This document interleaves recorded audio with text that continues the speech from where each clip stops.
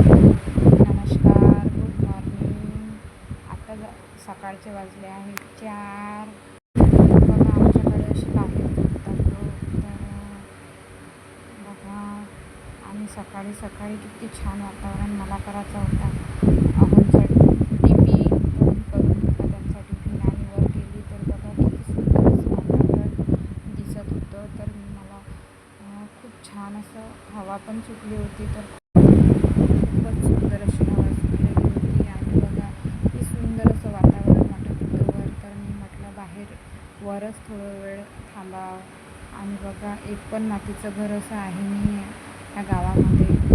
आणि मग थोडा वेळ थांबले आणि खाली आले. तर माझ्या जाऊननी मला चहा पिण्यास बोलावले. तर चहा घेतला आणि बघा माझं काम डेली काम आहे. मी छोटीशी अशी आटा चक्कीचा बिझनेस केला होता. छोटीशी चक्की आहे माझी. तर बघा कशी दळणं येतं तिथे. एक पण चक्की गावात नसल्यामुळे मला अशी दळणं वगैरे काढावे लागते. छोटीशीच आहे पण चांगली आहे. बिल पण खूप येते. कसं काय करणार, गावात एक पण चक्की नसल्यामुळे मला दळणं काढावे लागतात. दळणं काढून घेतले मी आणि मग केली आंघोळ केल्याच्या नंतर मला करायचा होता स्वयंपाक. मग करून घेतला मी स्वयंपाक पण करावाच लागतो घराचा. आपण जर कोणत्या कामासाठी हात टाकला की नंतर मग स्वयंपाक राहतो. तर मला करायचा होता पापड. हा बघा हा पापडा मी करायला सुरुवात केली. बघा हा पापडा आम्ही असं चादरीवरचा पापडा करतो. तुम्ही कसा करता ते कमेंटमध्ये प्लीज सांगा. तर बाहेर गेली तर बघा ह्या आजीने मला आवाज दिला.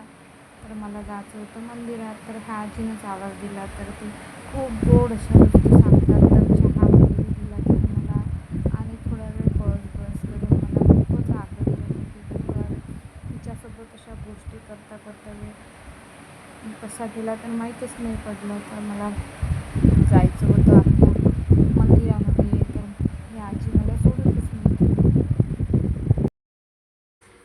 तिच्या अशा ह्या काळातल्या तिच्या गोष्टी खूपच छान अशी सांगत होती. जुन्या माणसाच्या गोष्टी खूपच छान असते. तर मग खूपच अशा छान अशा गोष्टी सांगत होती ही आजी. तर म्हणते ना म्हाताऱ्या माणसाच्या गोष्टी ह्या खूपच प्रेरणादायक असते किंवा आपल्याला काही ना काही शिकायला मिळते त्यांच्या ह्याच्यातून. तर मला खूपच ह्या आजीच्या गोष्टी मला खूपच आवडते. मी नेहमी तिच्याकडे जात असते.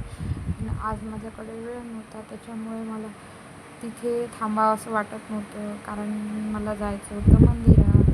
तर मी म्हटलं तिला नंतर येईन म्हटलं आजी कधीतरी. पण तिच्या गोष्टी अशा होत्या की थांबतच नव्हत्या. मग निघाली मी आता गेली मी जात होते मी मंदिरामध्ये. तर तिच्या घरून थोडंसंच दूर आहे. तर मग मी गेली मंदिरामध्ये. बघा आमच्या गावात ही अनुसया माता आहे. तर बघा तिची समाधी. तर मी गेली मग मंदिरात दर्शन वगैरे करून घेतले आणि निघाली मग मी घरी येण्यासाठी. तर बघा तिला खूप तहान लागलेली होती. पण ते कशी मागणार. आपण मागू शकतो पण मुकं जनावर आहे ते मागू नाही शकत. तर तिनं बघा बकेटीतच तोंड टाकलं. भेटू नेक्स्ट ब्लॉगमध्ये. बाय.